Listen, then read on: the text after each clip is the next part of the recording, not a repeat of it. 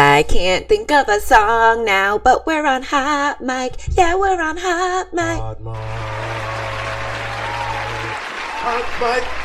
Hot Mic. Yes. Hot Mic. What up, what up, what up, what up? Applause. Welcome back to Hot Mic. Welcome. There we go. But let's make sure you can, Wait, because sometimes we can't hear you. Just going to do a little sound check. Sounds good. Great.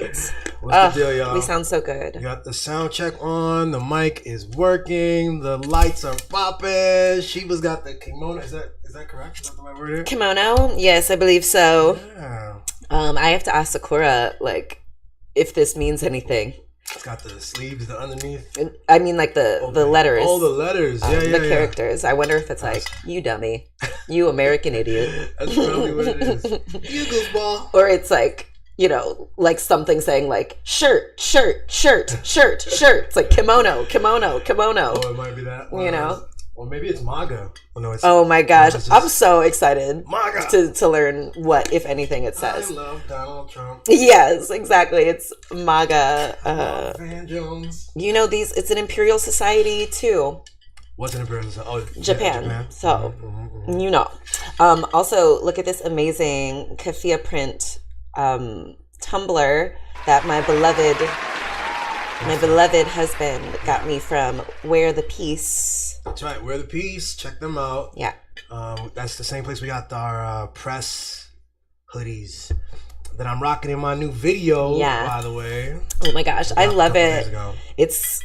We've been seeing the 3D catch up to our manifestations and our vision, what we were seeing. So Palestine is being freed, and the process continues, eh?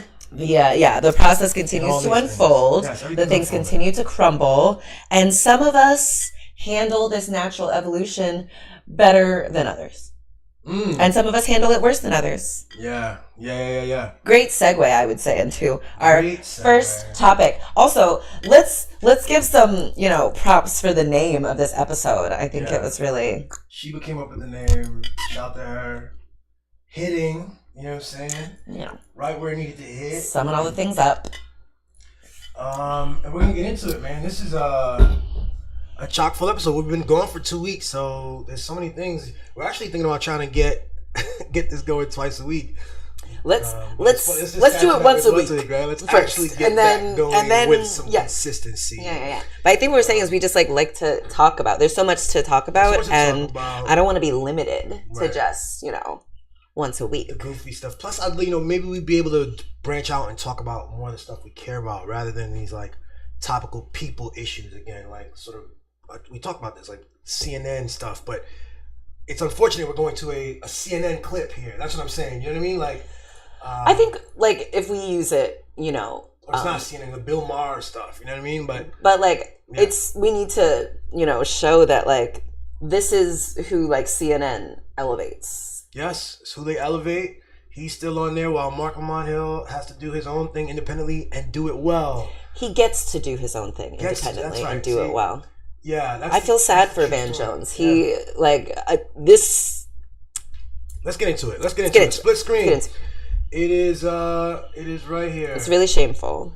I want to get this at the bigger size, and sometimes that means I gotta go through it this way. Here we go. There it is. Because I think people, those of us who went to college, give a lot more credit to college courses for how the world works than I do. This is not about critical race theory on college campuses. This is about Iran. Iran and Qatar have come up with a disinformation campaign that they are running through TikTok and Instagram that is massive. If you are a young person, you open up your phone and all you see is dead Gaza baby, dead Gaza baby, dead Gaza baby, right. Diddy, dead Gaza baby, dead Gaza baby. That's basically your whole feed. So that's not DEI. That is a geopolitical adversary that is deliberately trying to divide the West against itself. That view is not. And I love this conversation because I think. Yeah. So just to get on the same page, Anthony Van Jones believes, who's an adult man, believes that the reason young people are seeing slaughtered children, children who've been slaughtered by Israelis on their screens, interspersed with the trials of human traffickers, and is because Iran and Qatar have really good propaganda, better than the American propaganda. Better than the American propaganda, and so and good Israeli propaganda. Exactly. So the American and Israeli propaganda machine, no matter how many billions they pour into it, is no match for Iran and Qatar doing the maverick move of showing what the U.S. and Israel are doing, showing all the people, the children that they're slaughtering. It's just nonsense, It is. It's so like, I'm like, he's supposed to be an adult, and it seems like that's embarrassing. I would be so embarrassed if I was so obviously doing the bidding of the master. He knows better. This dude, it's so crazy. Van Jones is the most brilliant and most recent case of the title. Just this bootlicking. This guy is actually a very educated person who has roots as an activist, as a student activist, with and where he's gone, his trajectory is insane. And to come here and to dehumanize this way, just one of, by now we're talking about years of dehumanization. This is why things like this happen. This is why we're all sitting here trying to figure out potentially if this quote unquote peace holds, this post genocide era. What are we going to do? Because they just allow the discourse to deteriorate so much where they can laugh through this kind of stuff. And at the end of it, where we are now truly is they have to keep a facade of calm. They can't really address what they're doing and what they've done and the stories and the lies. If anyone's doing disinformation campaigns, we know it's Israel. Netanyahu has made it clear. And Van Jones is part of it. Bill Maher and Van Jones are part of the disinformation campaign. Absolutely. Bill Maher, I've seen Bill Maher. Bill Maher's another one who he's a staunch Jewish supremacist. But over the course of the last couple of years, you'd see him sort of squirming in his chair as the conversation over what's going on and, is it a genocide? Is it really bad? Bill is a liberal, wants to be liberal, wants to say that he wants to distance himself from Netanyahu. But through this thing, they have this this thing where they have to they can't look at it, and so they end up because to say squarely that Israel is operating as a colonial entity that is stealing land and is motivated by radical religious claptrap mumbo jumbo, the Ben Gvir and the Smotrich, the settlers in the West Bank, they're motivated by weird religious nonsense. Bill Maher's another one who's built on this logic and atheism thing. So there's an obvious critique that he could make about this religious stuff as well. He won't touch it. He's desired to create it. This whole mythology they're all creating, that everything Israel operates as this liberal, democratic, secular, reasonable, even the bad things. It was within reason always. And these are not adults communicating. It sounds to me really like why I put buckbreaking in the title is because it really does sound like the slave owners terrorizing, being violent, and then telling the slaves that if we have anything to say, it's because the devil's making us turn against our masters, who are the good people. Van Jones says the crazy Iran and Qatar trying to turn young people against the master. No, it's oh babe, it's crazy. So sad. I saw Jared Kushner give a speech recently as well where he says that Israel did not stoop to the level of the barbarity of its antagonist, right? So Hamas is barbaric. Israel took the high road, is what he says somehow.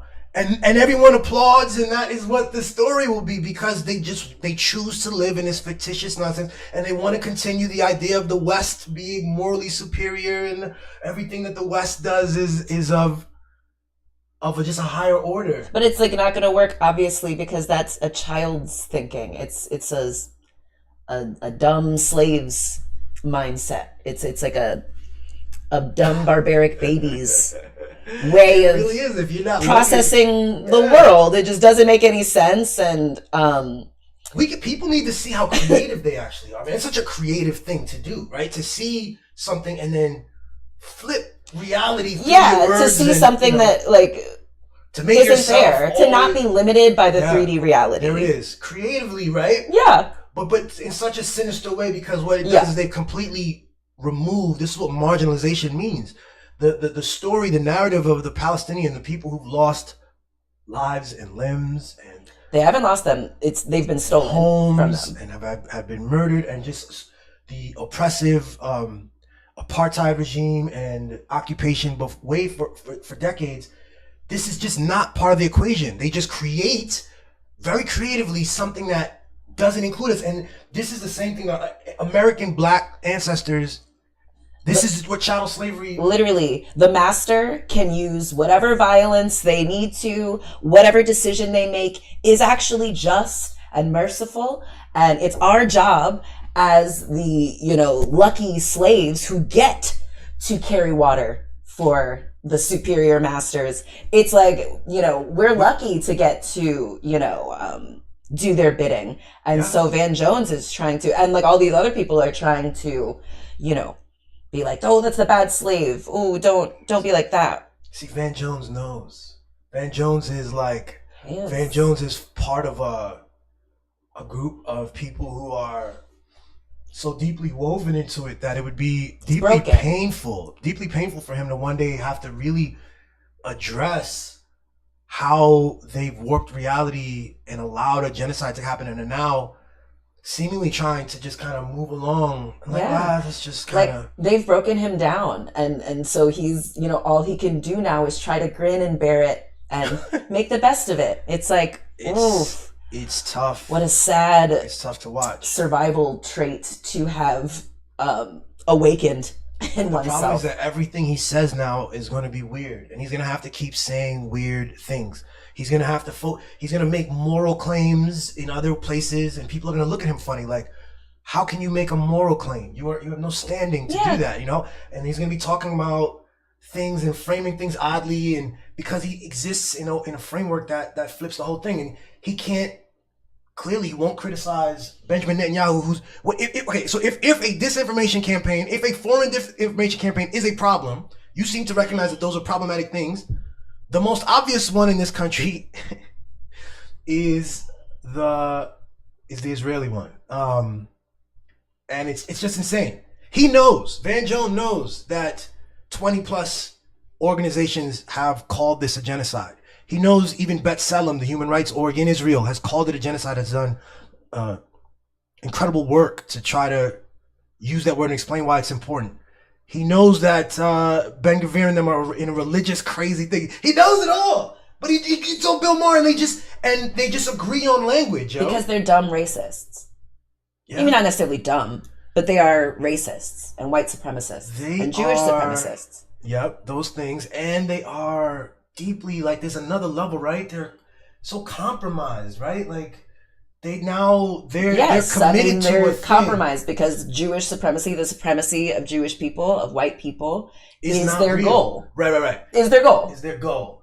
And that's the reality they're trying to create. So every narrative, everything they say is interpreted and mental gymnasticked in order to romanticize and lionize and, celebrate.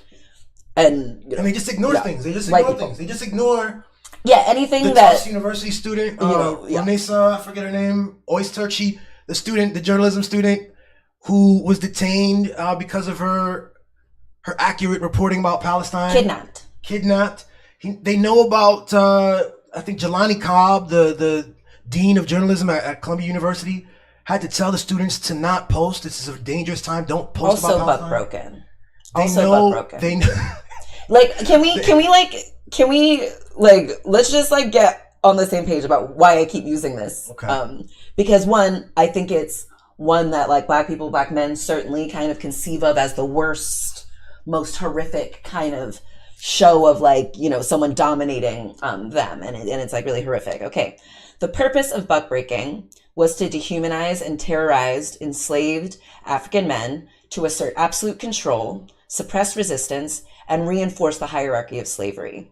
By publicly and brutally degrading a male slave owners sought to break the spirit of not only the individual, but the entire enslaved community. So it wasn't just, something they do to the one person. Like, they don't have to do it to everyone. Yeah. Like, they do it to one, and then everyone else learns the example, and we're like, oh, no, the master's great. We love doing the master's bidding. They're so good. Oh, don't talk bad about the master. Yeah. And so that's what I see Jelani Cobb. Yeah. That's how I see him. Like, they've been told, no, you want to stay on the plantation. That's the most important thing. So if, the masters say, don't talk about what the masters are doing, you don't do it, children. That's what Jelani Cobb is teaching the children. He's imposing his own fears onto the children. Mm-hmm. If you're journalism students, these are the children who are desiring, I imagine, at the best expression, they're trying to understand the world and to report the world, the truth. Yeah. And to instill that in them so early, right at the top. Yeah. Nope. He's saying this is a difficult time. So what does that mean? Who is imposing these difficult kinds of conditions? How are you expressing that beyond like telling people to stay quiet? How are you pushing back against that in service of truth? They've accepted the supremacy of white men.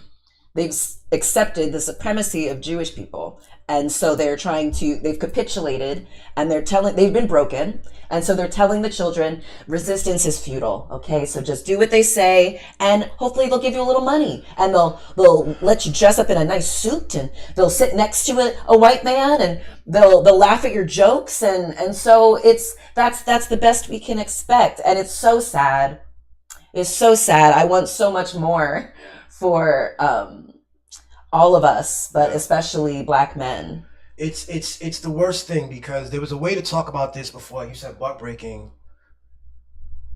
Black men know about buck breaking. Black men talk about it. It is exactly that. It was an entire series of ways of punishments that not just destroy the man physically, but emasculate him and destroy his standing in his family, in his community, in his own mind. By showing that the white man can get the Black man to do whatever with their body. The Black man's body is the purpose of it is to service white men. Yeah, and that's what we're seeing now. The modern day buck breaking.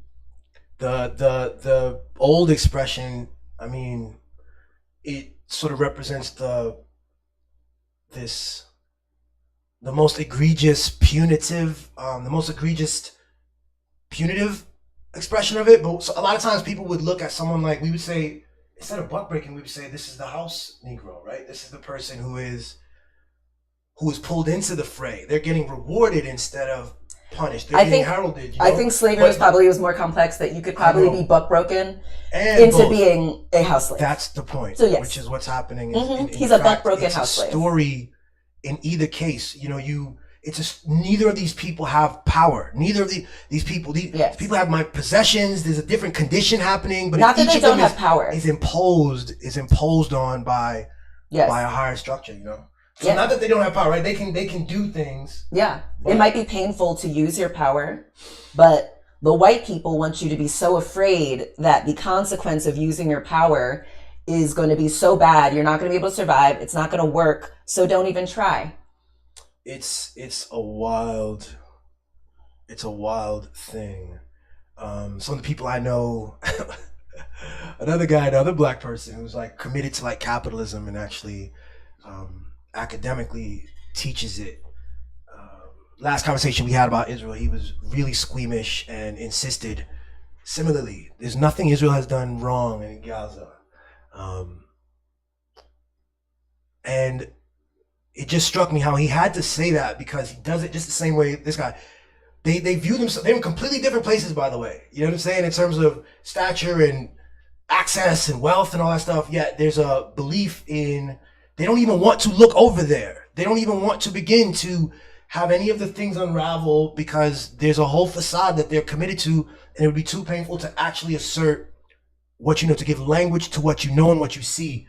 You know what I'm saying? You simply play the game. You play your role. And I think, like, if we can, like, update our language a little bit, it's not that they can't. It's that they don't want to.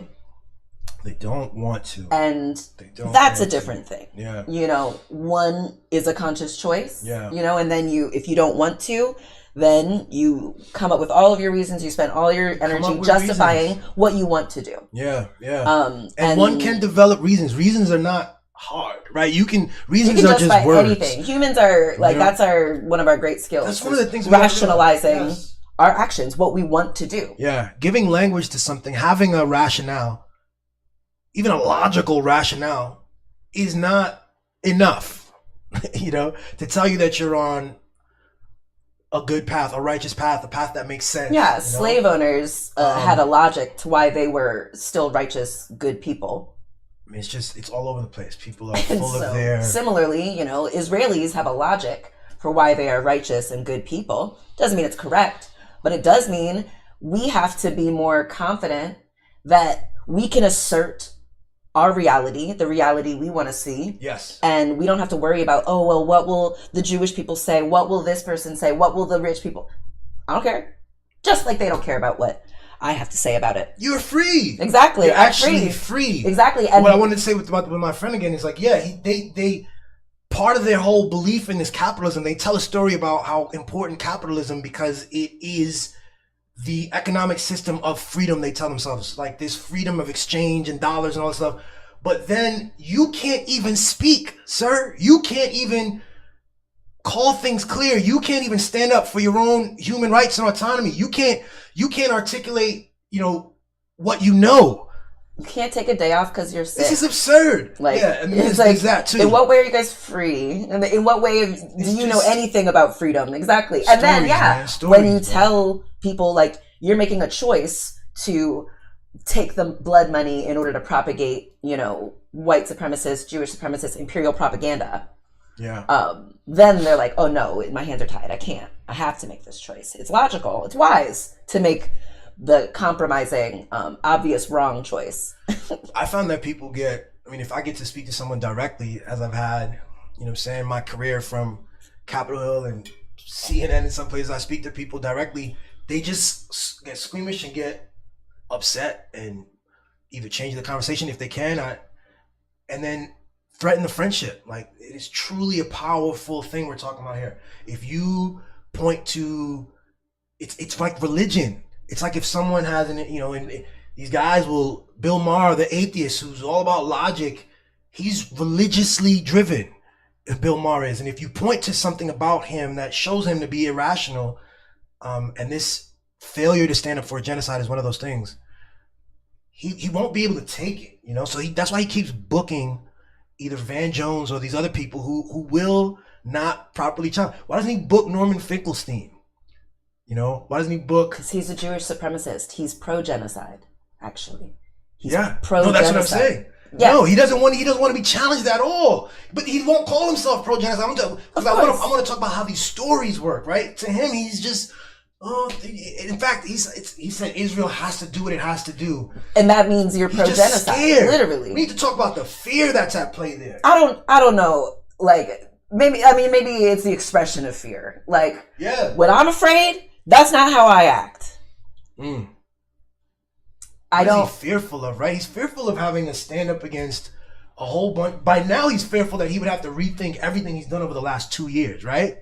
But even at the beginning, fearful to think about, like, his whole idea of his Zionist self and, like, his friends and the network and how they communicate and the sort of the compromises they make. That, this is those people aren't really people.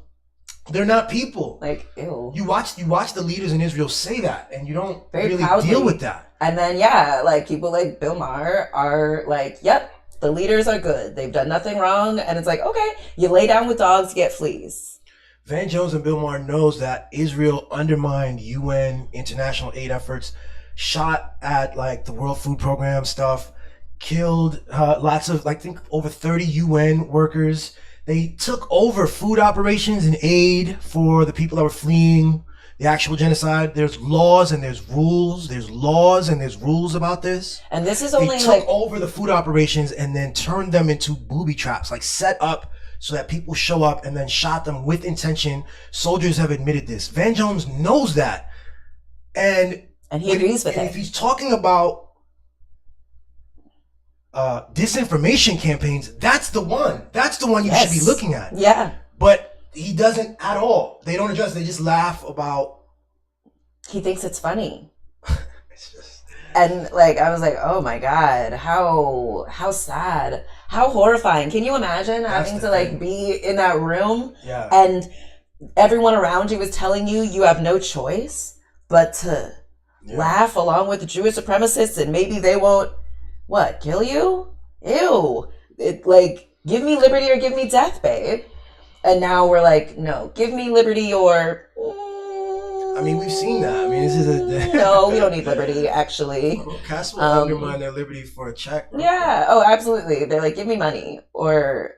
But the room laughed. I'll just keep asking. So even the people who weren't getting money, right? But you also know what those rooms are. Like there's a person who like at the beginning is like, okay, when this person does this, ha ha ha ha ha ha. Like they're not like organically laughing. Not for the most part. But. They're bad people for laughing. It is an entertainment show. They're bad for being entertained by that. Right. They're bad. Well, they are. They're bad for finding it entertaining. The other thing is like the group stuff. Like, exactly. They see everyone else laughing, so they're like, ha ha ha. Like, no, ew, boo, boo, gross. You're a Zionist. That's what you're supposed to do, actually, because we care about freedom, right? Or is it actually that we care about order and being obedient to what white people tell us to do? And so when the white men want to laugh about all the murder they're doing, we're supposed to let them. And we're supposed to laugh along, actually. Don't even like, oh, you don't find it funny? You better fucking laugh.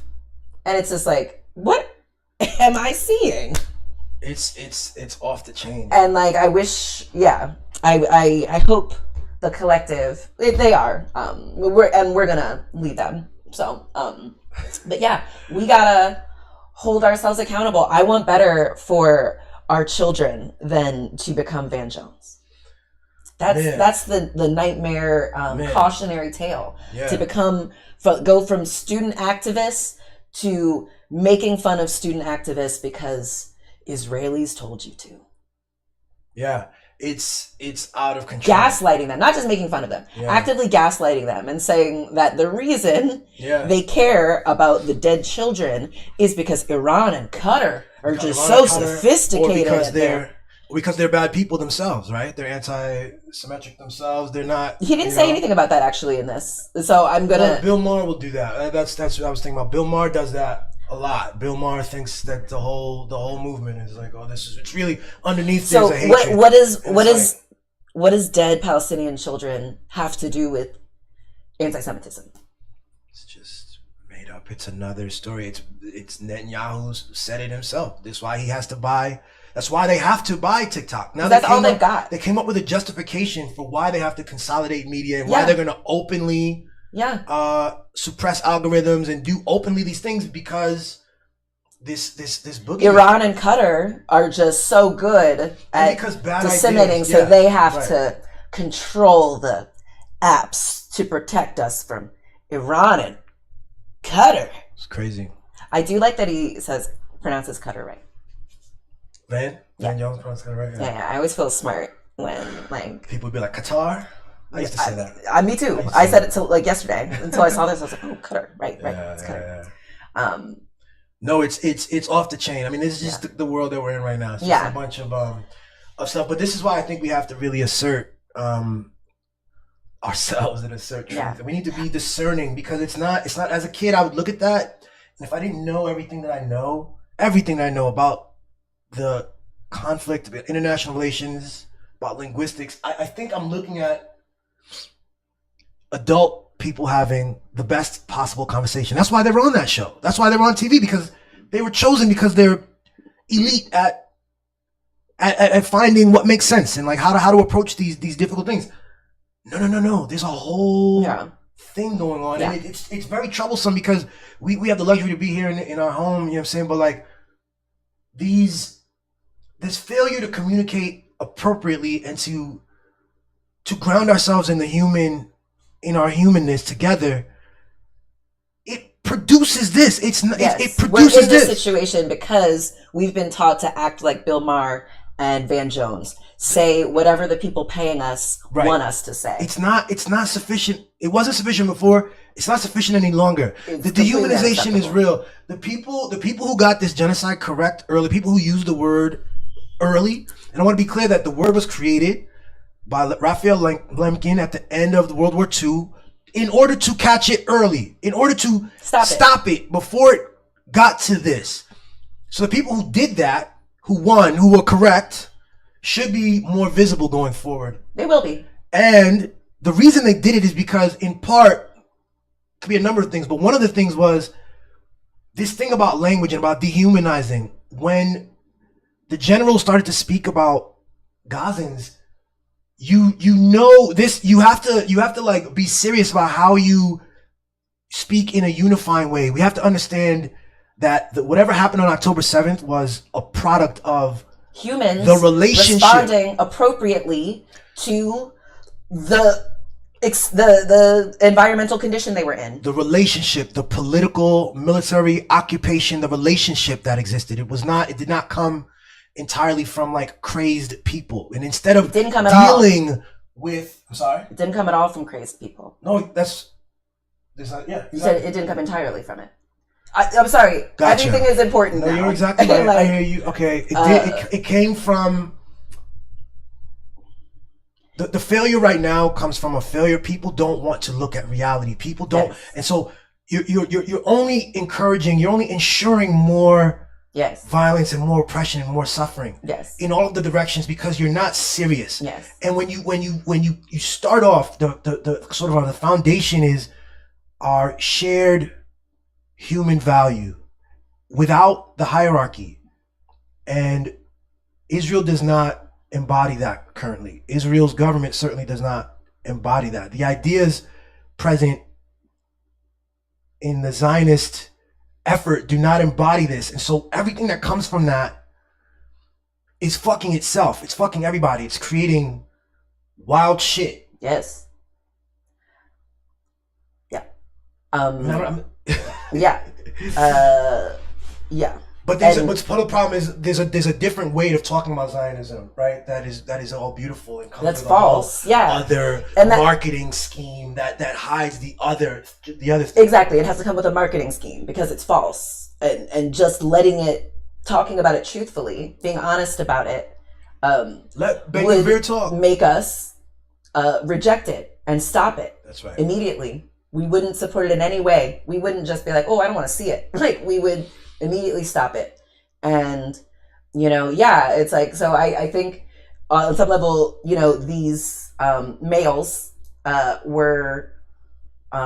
are bearing it all. They're revealing what's actually going on, and like, it's kind of, those are what the powers that want us to use the power of our voice, and the power of, having the mic is just parroting back a fake story.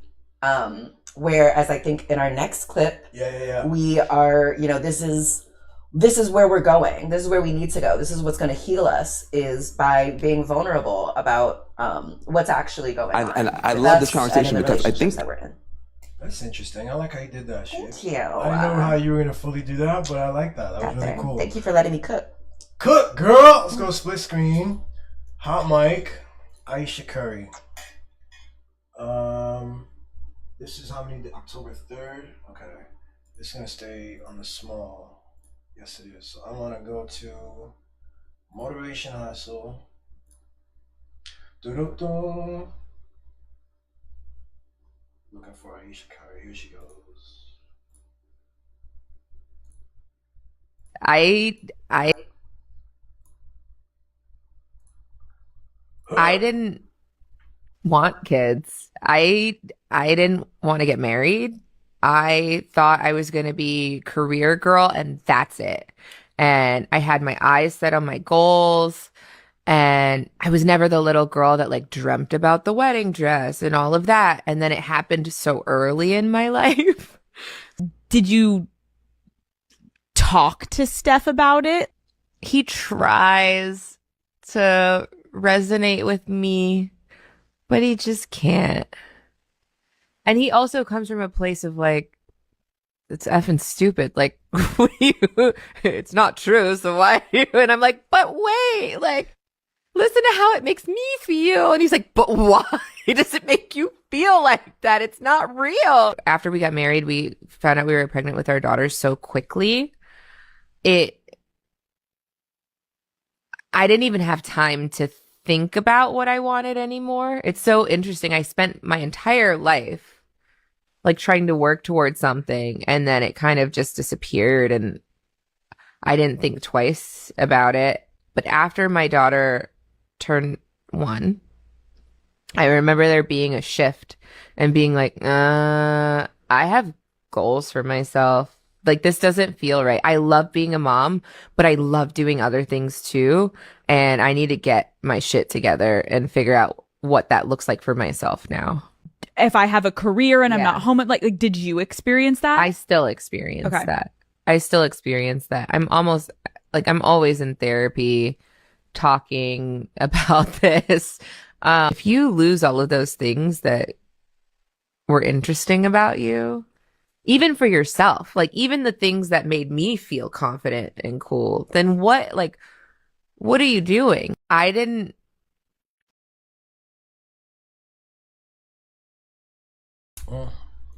Interesting. Yeah. You start up, Saf. Well, I want to hear your feedback, but I guess I'll start off with just some background on the videos, people's reaction. The internet is going in on her. So first of all, let's introduce who Ayesha Curry is. Ayesha Curry is the wife of... She is married to Steph Curry, who I think plays basketball, or she thinks something. She's not sure if Steph Curry plays basketball, but he like plays basketball well or something. And so Ayesha Curry, before this, she was trained to be an actress and trying to be an actress, and her and Steph Curry actually met when they were like 14 and 15 in church or something. And then they like reconnected when he was playing college basketball and she was working to be an actress. You know even more than I knew. I mean, I did a little research on the thing before, because I was like, okay, this woman is talking about how she had all these. This woman is talking about how she had all these dreams. So let me find out who this woman was. Right. Because I think the world tells women that, like, marrying a rich man should be your goal and aspiration and sole desire. And if it isn't, there's something wrong with you. Which is interesting, because I think another thing that she said that struck me was, when she was growing up, she had these dreams and she was like, I want to, focus on this acting career. Like, that is like my goal. And she never dreamed of like getting married. She wasn't that, which I think a lot of people who have children, who have daughters, will tell their daughters, focus on school, stay in school, do sports, do these things in order to live your dreams. Yeah. I know that, like, my parents were not like, focus on boys, focus on being someone that a rich man will want to marry. Right. And then you can focus on having his children, and that'll be your thing. We don't think of that. And when we see, like, LDS, or, these religious groups, or, the Roma community, gypsies, teaching their daughters early that their role is to be a wife and mother, we're like, oh, that's so horrible. That's so abusive. But it sounds like there's been some pushback from the men folk about a woman having goals outside of being married to a dude and having his children. Yeah, I mean, she's gonna get it any direction. It's unfortunate the way things are right now. Everybody's just looking for fucking reasons to be upset and shit.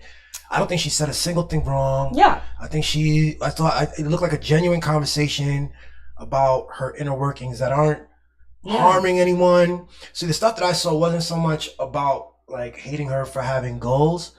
I saw people imagining themselves in Steph Curry's position and feeling embarrassed for Steph. They're saying that she embarrassed Steph Curry. I guess I would be embarrassed. She's ungrateful and she's sad. She should be ecstatic. She should be at all times just like screaming with happiness, and she should not be. And if there is an issue, she shouldn't be going public telling the world that there's something less than perfect happening. You know, that's the kind of sound I saw going in. It's giving very Israel. Like we're only allowed to talk about the nice things of Israel, and Israel is all good. And anyone who talks about Israel or the U.S., they're doing the bad thing. There's something wrong with them.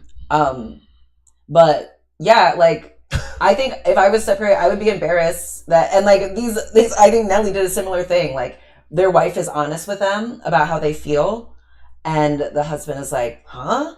Why would you feel that way? That's not real." And like, what do you mean? What do you mean that's not real? If men were, if all that was like anyone valued about you was that, you're like, I chose to marry you, me, a person who's known for my talents and my, ability to do a cool thing. If your only value is in like giving up your dreams in order to help me do my dreams, you'd be mad. And men would be mad that like they would be like, oh, I can't believe she doesn't care about how he feels and his dreams and his goals. Yeah. You would think I was a terrible person. But women, they're expected to lie. They're expected to pretend that they have always wanted to be the wife to some rich man. Yeah. And I think it starts with like, I think Steph is fine. I don't think Steph has any issues with what she said, by the way. I don't think... Of course, I wish Steph would learn that, like, oh, maybe I need to take a back seat now. Like, she has deferred her dreams for me. Maybe now it's my time to defer my dreams for her. That's interesting. I mean, even if is that even necessary? Who knows? But at the end of the day... I think to put a focus on her dreams, and like clearly she has them. Like, I think that they're doing stuff. She has a Netflix show, and these are all. And this is the whole thing. Like people like to do math, and so the math of it is a lot of the opportunities that she got because Steph Curry is good at putting a basketball in a thing. Like, and so how would that make you feel if everyone kept telling you that the only cool things about you were because of some other guy? That's what I'm saying. Like, let her be her full self. Exactly. Let her articulate something that is complex, and I don't think I think again it could be something if she didn't emasculate him. That's what I'm saying this is what I want to push back against, and I'm saying online is like this idea that she it's another black woman they just love to, and Steph is such a good guy, he's never in the news, there's a lot of women probably going crazy trying to get stuff, and he's just a brilliant basketball player and a good husband, and why would she emasculate him? It's like, what is emasculating? That's us. How come you guys are so easy to emasculate? Steph probably, I believe, is likely not easily emasculated. He literally has everything that he's wanted and more to come. It is us. It's the guys at home. They're the keyboard warriors. They're like anxious ourselves. The idea, like, cats feel so like low or as if they haven't gotten any of those accomplishments, and so they look at stuff with the assumption that he's got it. And that his wife, all she does is this, and she's just in complete adoration and happiness about all of his accomplishments. They don't even want to allow the thing, and it's just it's that plus not letting her like be herself, like, which is crazy. Literally, it's just like if it was reversed, like lots of, I think we're seeing a lot of men, oftentimes black men, who are attached to, who are dating black women. I'm thinking of like Keke Palmer, Naomi Osaka, that little girl, Sky Jackson, Hallie, or the other one, I don't know. Yeah. But all dating men who, like said something to the effect of like, it's emasculating that she makes more money than me, or she's the famous one, and and like, I want to feel like a man. And it's like, how come women can never like, it's like, women living their dreams emasculates men. I don't understand that. And why doesn't it effeminize? See, there's nothing worse than being like feminine. you can't be like worse than it. So it's like, you can't be effeminized. You can't be, you can emasculate a man, but he can't make you less of a woman somehow. I think what first of all, you said black men. I just want to point that I think a lot of these white men are operating on the same terms. Some of them public, some of them not so public. I don't know. The I'm not problem seeing is men for sure. There's a man story about the roles and the genders and their own story. Instead of having the strength to like engage with a strong, successful woman who's doing her own thing, we judge ourselves against our power. In contrast. Yeah. And I think it's also a unique, like, black men have to like be more accepting of this perspective, because white men might be doing it, but like who's Serena Williams married to? The guy from Reddit, a white man. And she was on the market for decades. And lots of black men could have swooped her up, but I heard a lot of, before, this white man scooped her up and showed the world that she's valuable, black men were dogging her out. They called her masculine, and like, she's valuable. She knows she's valuable. I know. I'm not talking about that. I'm talking about how the black community, the black male community, kind of perceives successful black women. They feel emasculated by it.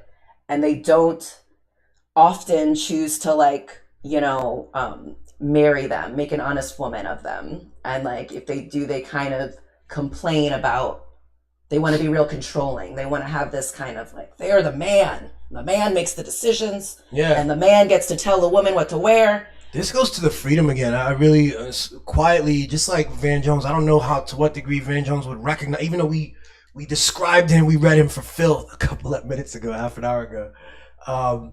Would he sit there and actually see that? Does he look in the mirror and see what we're describing? And so similarly here, right? So like these guys who are quick to shit on black women. There's another guy, that guy on Fresh and Fit.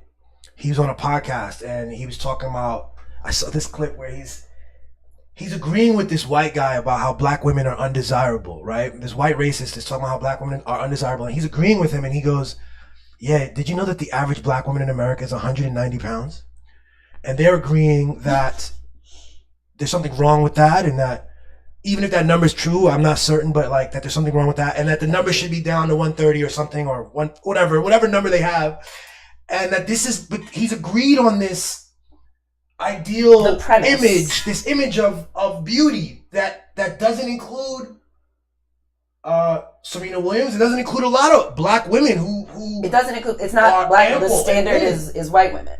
The standard is a slim white woman who I don't think these motherfuckers chose it entirely, because we also love big booties. We also love curves and big titties. I mean, that's gonna add weight. That's gonna add some weight, okay? And with the big become thicker legs and all that stuff, and so. They didn't choose that thing. They just adopted it. You know what I'm saying? Like in that conversation with that dude, the white guy leads on the idea that something's wrong with black women, and he's just a fucking clown who wants to be in the room, and so he agrees and he adds some data to it. It's 190, and black men rarely defend black women. When white men are clowning black women, black men are right there being like, "Yeah, you're right, boss. Oh yeah." Fatties. There's a like, oh god. Also, I was also thinking of like how you told me about this Aisha Curry thing was because a black man on your Facebook friends, acquaintances, who's he married to? Married to a sister? I don't know. Who knows? But he was comparing Aisha Curry's behavior and Steph Curry to Taylor Swift and whoever the white man that she's married to. Okay. And saying that Kelsey.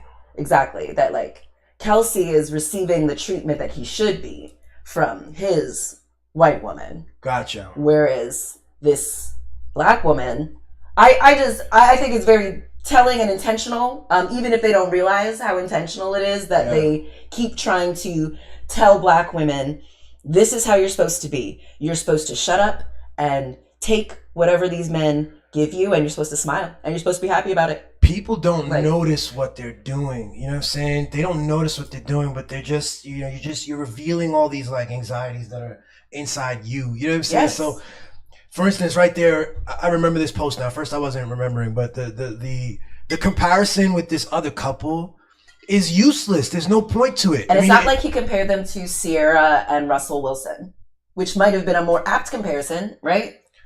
He's comparing to get whatever he wanted, right? He wanted some toxic conflict, and so there. I think it's more intentional than that. I think he's smarter than that. I think he didn't choose like a comparable black couple. Mm-hmm. He chose a white couple. Okay. And that's intentionally. In the same thing you were talking about, the black men who were or the white guys who were talking about how black women are undesirable. Yeah, and it's and it's like it doesn't matter if you are like as light skinned as Aisha Curry. No, you're always not good. There's always some fault to find in a black woman. There's always fault to find in women. There's always a fault to find in a woman who speaks up and who will assert her own definitions, Sure. So the definition of like a good life for a woman is supposed to be you hit yourself up to a wealthy dude or a dude who's getting it done, and you give him some babies, and then you just chill and you don't have to work. And how wonderful is that? And so that Cass can't allow her to be her full self. And that's what I'm saying with the comparison. We have to simply look at her, because people are also comparing this with like Will and Jada again in terms of the emasculation. The black woman. I see. That's what I'm saying. I'm like, I think black women, just being honest about their experience, black men know to be like, no, you can't embarrass the black man with being honest about your feelings. What? That's the thing. This thing about upholding Steph's feelings, or upholding an ego, a masculine ego. It's lying. That isn't even, might not even be in Steph's mind. It's in the mind. It's in this guy's mind. It's in like your mind as you watch it. And now you have this like third, fourth hand like embarrassment that has nothing to do with anything. It's except for you. And just overall, women, black women too, Sheeps, but women, we just don't allow women to do. And the reason I want to sort of pull white women into the fray is because when you say black women are receiving this kind of special thing, the story is that black men are doing something special. And I think that black men, what you're pointing to is actually a replica. It's actually, sadly, it's us black men relinquishing their own power to have loving relationships with their wives and relinquishing their definitions to white men. It's a broader American like white story. Men again. Like look, Mark Hill said. They want to be like white men. So when the white man makes fun of black women, they know, oh yes, we make fun of black women, right? We always find fault with black women, right? Yeah. And like, I think what's happening too is we're gonna have to, because like also like people have issue with Angel Reese. Yes. And not in the same way. They don't find fault with. I haven't heard a bad thing about the white girl, Caitlin Clark. I haven't heard a bad thing about her. Certainly not from black men. Yeah. You know what's funny too is Caitlin Clark. She's an excellent basketball player, but some of the masculine stuff that people heap on black women, especially black athletes, Caitlin Clark has it. She's you know what I mean. Like she's. Could be on the gender spectrum somewhere, just physically, the way she moves. She moves like boxy and masculine. And her moves on the court resonate with a more masculine sort of like energy, which is part of why she's so good. But you just don't get this critique. People see her as a basketball player and respect her game and don't do this kind of thing that they do so often with black women. So I'll give it a point to what you're saying. Like it's wild. Like recently with Angel Reese, she got the privilege. I think she's getting chosen to be on the Victoria's Secret. She's gonna be a Victoria's Secret model. First WNBA Victoria's Secret crossover. And the hate is real, They're like, oh, she'll do anything except practice her layups, things like this, and just trying to down her. And it's like, why can't she play basketball, capitalize on her youth and her talent and her beauty and everything that she brings to the market? Or something? Isn't she like a child? Like, let her have fun. Everything she brings to the market, she's able to do all these things, like, and if she were to do it like after she retires when she's like 30 or something, you know, like they'll be like, oh, they'll find some fault with it. It's just women existing outside of this, like, tiny black women existing outside of this box of like servitude and like what makes men comfortable. They want to put things in boxes. They want it to be clear. I've said it with the athletes too, like as the WNBA grows, we're just watching women operate in this athlete mode in a way that we expect it to be a certain way. So, like, we dream about the old athletes who play with a broken finger. You know, they broke their finger in the third quarter and they snap it back and then they go out and they play while sick. Michael Jordan was playing while he had the flu and stuff. And so when we look at women who operate differently, like the gymnast who said, I'm going to prioritize my health, or female athletes being female, being the full thing, being women. Human. Being human. You're actually, the point of, you know, like breaking a finger and the pain is that you're supposed to stop and rest. You know, we're not supposed to, when like our brain starts being like, oh, everyone only wants me because of what my body can do. Like, they don't care about me. I like am starting to, you know, not like myself, and might harm myself. The men are out here like, no, your body exists to play the sports or perform in this way. And so like women are really giving men permission to be like, you're actually a human. You're actually supposed to have standards for yourself and your treatment. And your health and well-being is not less important. Just because they're paying a great deal of, paying a lot of money. Than the money. It's about the way you look and think about it. And so they built a culture in all these sports leagues of a gladiator, of the person who rely on their body, who does incredible feats with their body and is willing to put it on the line in a way that most of us can't. And that's been shifting. That's been shifting too, even with the men. People making fun of the men, not just for their clothing in the way, but for like, they plan out certain games where they take rest games in the season. I mean, this is a new phenomenon. You know what I'm saying? Cats used to play the full season back in the day. So, but with women, it's like extra hard. Like, dudes really don't, like, we can adjust a little bit. We say, oh, well, they're making money and the game's different. With women, it's tough. So back to Ayesha Curry, right? I think we have to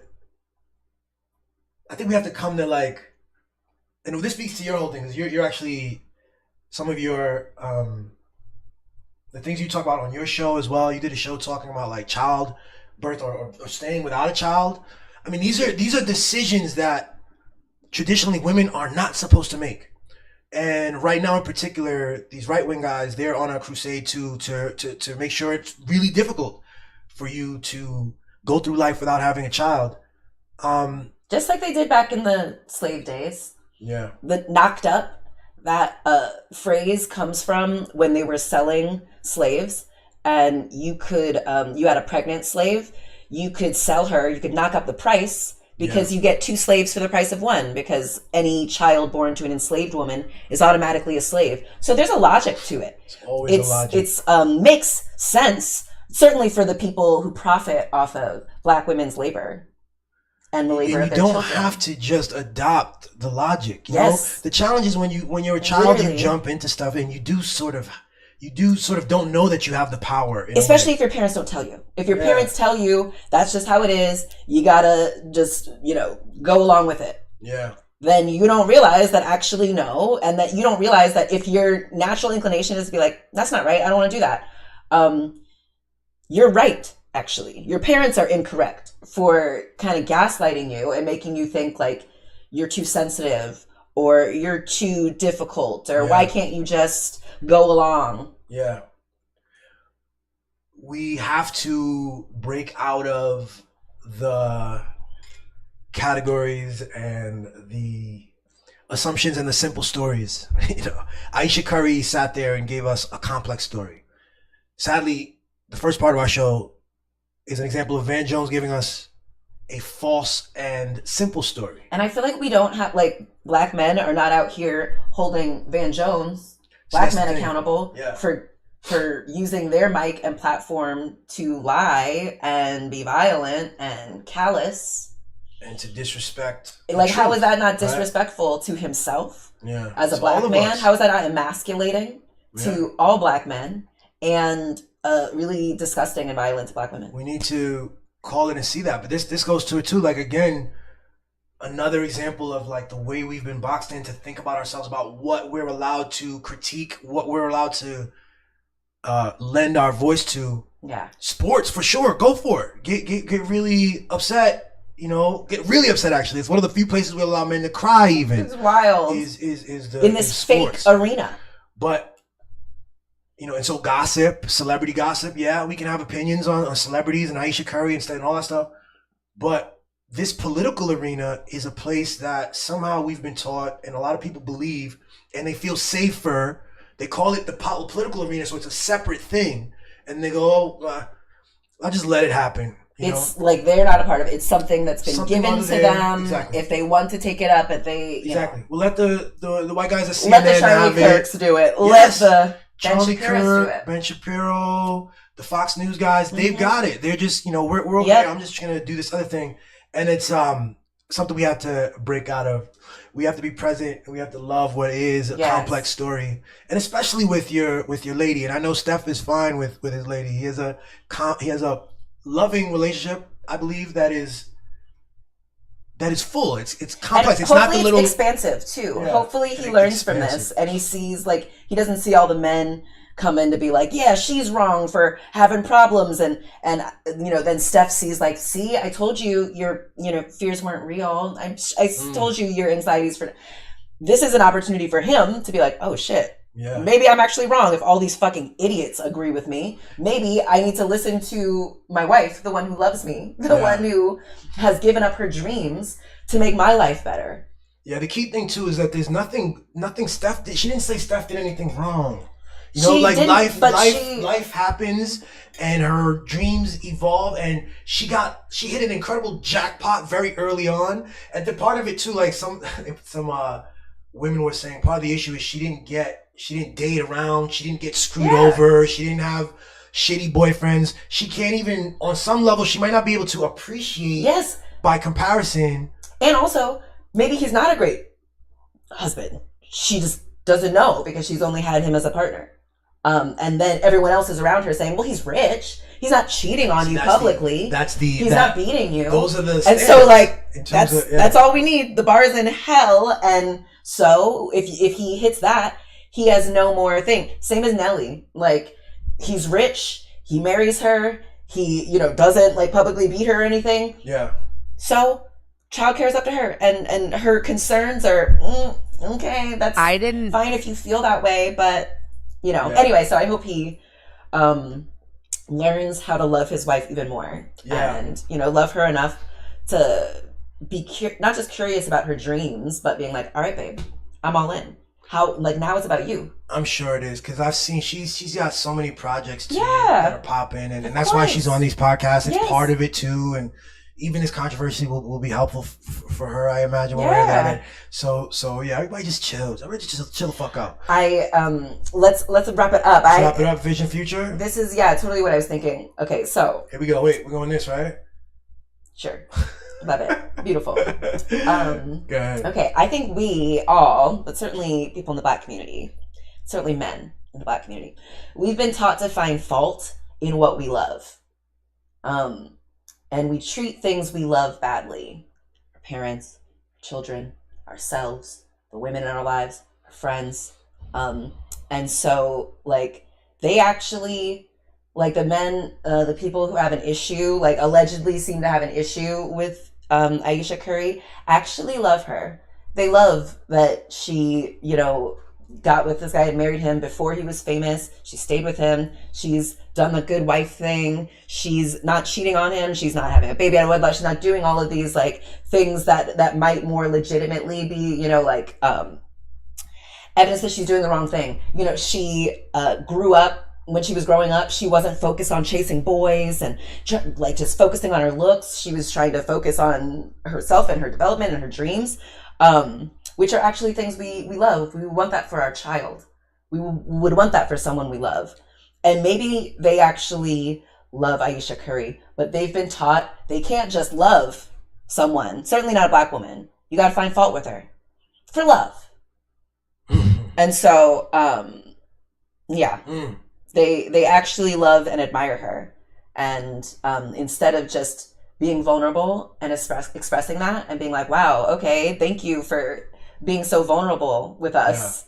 We don't value vulnerability. We don't value truth. Exactly. This is why we need an entire revolution. This is what partly people in the past who've talked about revolutions of the mind, they're talking about this. It's about valuing the truth of yourself, of your power, of your freedom, and vulnerability, your own vulnerability, which means the vulnerability of others. You can't sit there and scream at Aisha Curry that she's supposed to perform this happy thing, that she should only be this one-dimensional character, because she isn't. And you wouldn't want that. And you wouldn't want that. You wouldn't want to be trapped in that. Exactly. See, but even at their, a lot of these people that like, they imagine themselves, and it would be better than this, whatever their current is, just because of the money and the, to be on the floor at NBA games and all this stuff. They imagine themselves figuring out a way to be happy. But the truth is that wherever you are, it continues. You're human there. Life is longer than like maybe we've been taught. So we have this idea of like, no, it would be great to be married to a rich man. All my problems would be gone. And like, women know that's not true. And we're actually taught, like, don't rely on your beauty. You have to have all these other things. And then women are like, okay, I didn't rely on my beauty. But now everyone's kind of telling me to do that. Like, I'm saying, like, I'm interested in all these other stuff, but everyone's saying I'm supposed to just be happy that a man. Some of these people don't even believe in that first premise of not relying on the beauty. Some people define women as their beauty, and the American Christian nationalist energy is all about that. Y'all are purely just to be broodmares, and that's it. I think if anything, like, women, we're taught like that we should be ashamed of our beauty. It's both something that like men will value, but we should also be ashamed of being vain. You shouldn't expose it too much. Exactly. We shouldn't be you have to be exactly. We shouldn't. On some level, yeah. We have to pretend. It's not actually being modest because we want the men to be able to see us. And so we have to be beautiful in the way that the men want, so that they can see us and choose us. And so you gotta and this is why empathy is important, because some of this stuff, as a dude, you can't fully embrace it unless you sit down and have vulnerable, honest, genuine conversations with women. You can't fully understand that it's the other side of the coin in terms of this experience of like. Yeah, it's like growing up. Like, that's why they teach the boys, because it's so hard. It's because it's a bit of a challenge to understand, because it's the other side of the coin. It's easy to go, something's wrong over there. Like your own sexuality as a man makes sense. Your own desire for sex, your horniness is viable and reasonable, and hers is evil and should be shunned, because you fail to see her as a human. You only see her as this opposite, which is wrong. Yeah, absolutely. Okay, so also I was saying, I feel sad for Van Jones, and disgusted with him, but, I think similarly, we've been taught to find fault in what we love and what we admire. I think he sees the youth doing the right thing, not falling for the Zionist money trap, and he ridicules them and gaslights them because he loves them. He admires them. I think that's right. He sees they're doing what, like, damn, that's actually what, like, him as a youth activist, that's why he got into it. Yep. And he sees these kids actually sticking to it and not being a sellout, and he admires them. And rather than just being honest about that, or anything, he does the performance that, he's just concerned about the kids and they're just too stupid to know that Iran and Qatar, propagandizing them. And it's like, just sad. That's an interesting take. I love that. So it's an expression of misplaced love, misunderstood love. Yeah. But also there's a lack, right? There's something lacking. Yeah.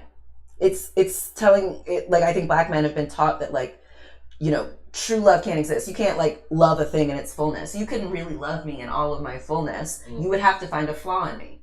And so he can't just admire these children. He has to find a flaw in them. That they're gullible dum-dums. We can't just love Aisha Curry and admire her. She's an ungrateful shrew.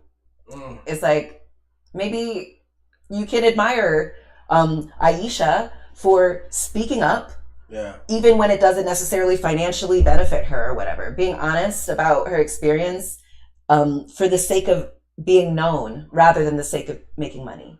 Being known, not just a superficial fame, I believe you're talking about. Being known, her truth being known. Yes, her knowing me, not this symbol or idea of me as wife of basketball player. Yes, which is what most of us engage with her as. Yes, that's why I always call Steph Curry Ayesha Curry's husband. Yes, you usually do that. Sheba is very consistent with that. But it is yeah. Because we're used to seeing women as just like an attachment to a man who's done something interesting and valuable. Yeah. And like, but this is the whole thing. This to me is love in practice. People use the word love. I did several episodes about love on my show. How Billy sees it. You should check it out. But love in practice every day is to like love embodied. Engage a complex phenomena and to accept it.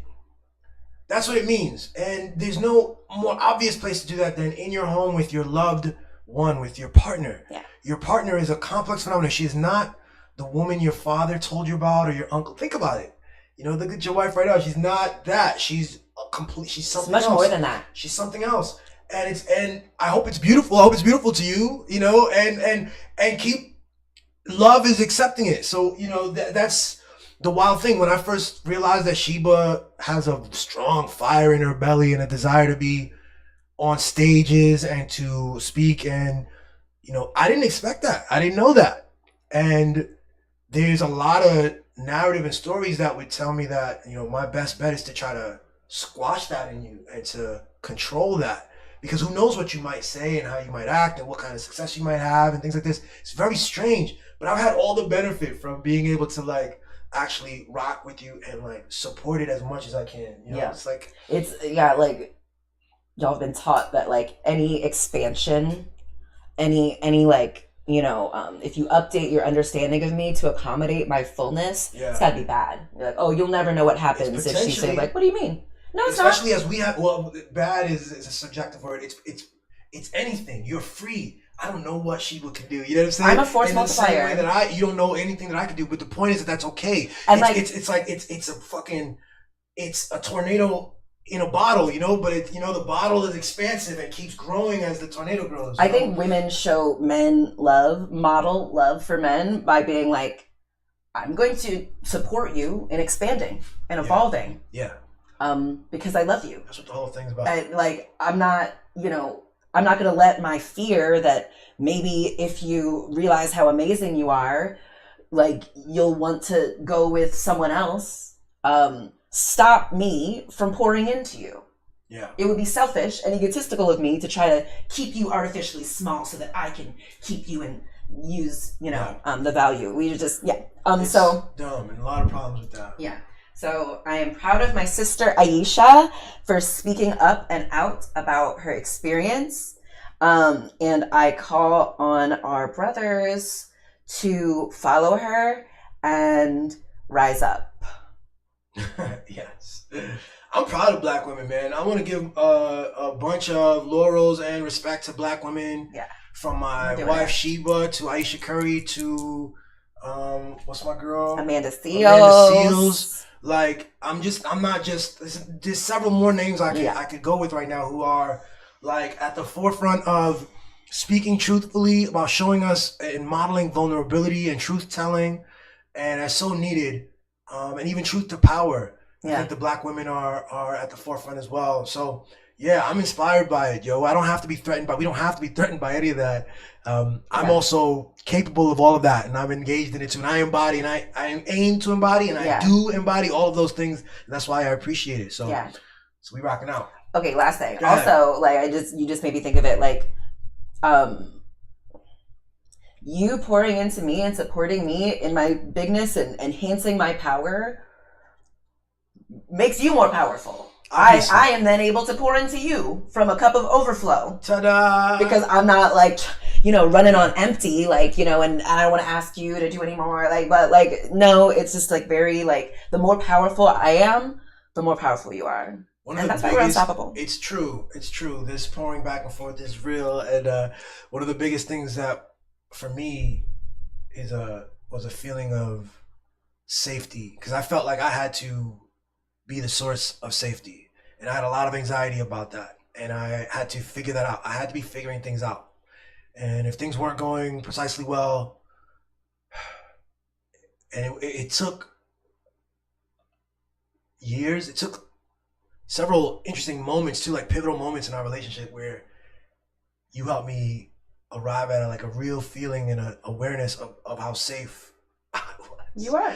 And that was like, boom, changed, you know. So back and forth, and I want to do that to her, and I do that to her, and that's the thing. And it's the complete opposite of what the manosphere teaches us, which is for me to be looking at you side-eye, that you're always trying to take advantage of me, and you're... I think too, like this... Or that I should be trying to take advantage of you. How can we begin? And you should have the pressure of being the source of safety. I think not only for you, but like for me, I think you have maybe this idea of like being the source of safety for our family. Yeah. You know? Yes. And I think maybe men feel that way. And so maybe Aisha Curry and her husband, he's also feeling like he's the source. But like, Aisha's probably over here being like, aren't I the source though? I'm the one who is like allowing you to thrive.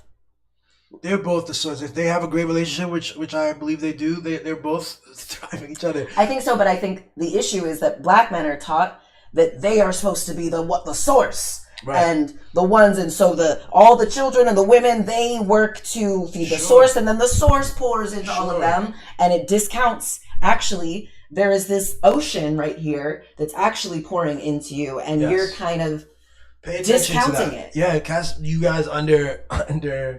You're a multiple source, thing, and then sources and your benefits and your privileges and your lack of support, like the things you don't have. Like I think men have this idea that they got to do it alone, and it's all on them. And like women are out here like I've given up my dreams. We do a fantasy thing about that. There is something about that. Look, I remember I had to tell you one day that part of my story for myself was this meteoric climb that I did, that it would be me, that I would do it without being married. I had this like bachelor like grind person idea in my head. And it took me so far, but then to get to the next level and to have it include real happiness and peace, it included, I had to evolve my story. It didn't have to be that, you know what I'm saying?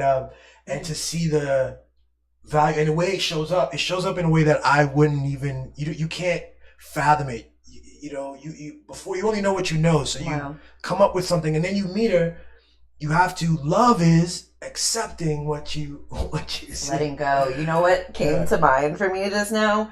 That analogy of like, okay, so you're like, oh, I had this idea that I had to, have this meteoric rise that like I got myself there, kind of like through force. And so I was thinking of the rocket ship, and like, the rocket ship, in order to get to a certain point, to have this rise, it does have to like force and thrust and go out on its own, and then it gets to a certain point where they release stuff. They release the stuff that's weighing it down, and then they let go, and they have to trust that they've done enough, and that now the unknown, the vastness of the universe is now holding them, and that they're still safe.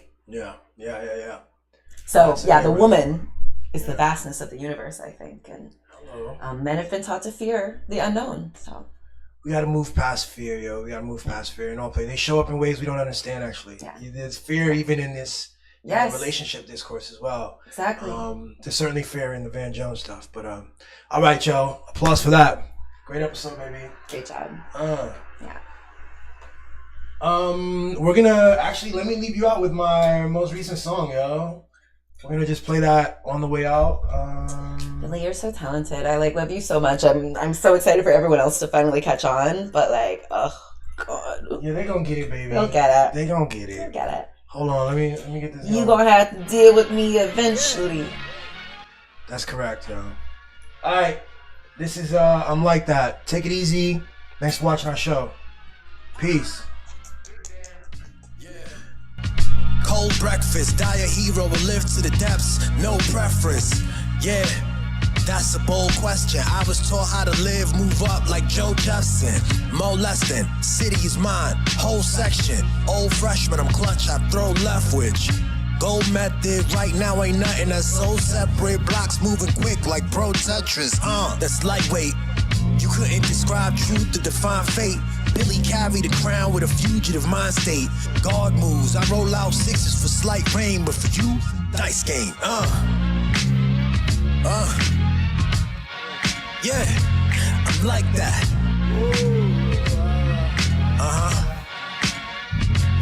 Like that. I'm like that. You.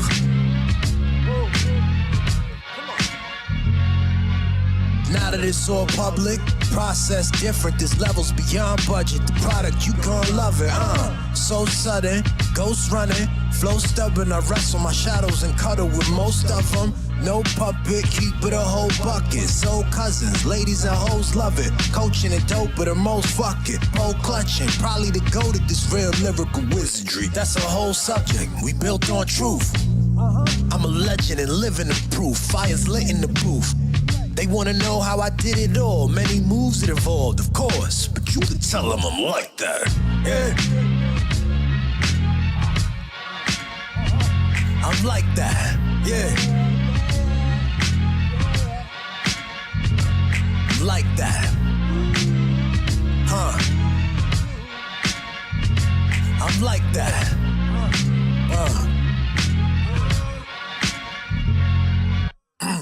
What if you had to sit with yourself in a cell? Now you trained looking for cliffs when you fell. What if the picture was real? At least you thought it was. Crooked and tell, there's more to love. Just let me cook for a spell. Listen, process. What if it's all fiction? What if the fake was an addiction? Got us spilling more tea than a boy Lipton.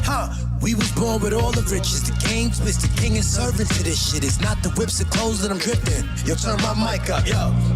This is a story too deep to type up, yeah. I cut it straight from the source, righteous. None of these clowns not like us, cause I'm like that.